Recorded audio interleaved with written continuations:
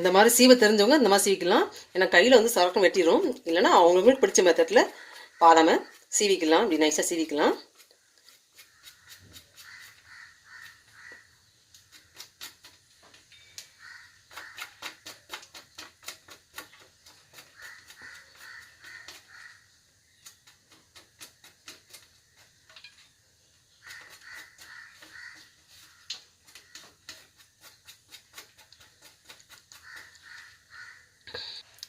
இந்த பாதாமை ஒரு 10 நிமிஷம் ஊறினா மட்டும்தான் இந்த மாதிரி சீவை வரும். அப்படி வாங்கின பாதாமை அப்படியே சீவினோம்னா பாதி தான் உடஞ்சி வரும். இப்படி சீவும்போது நமக்கு வந்து எந்த ஷேப்பில் வேணுமோ அந்த ஷேப்பில் சீவிக்கலாம். இந்த மாதிரி சீவி எடுத்துக்கலாம்.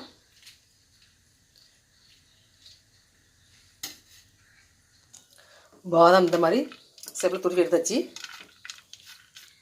இந்த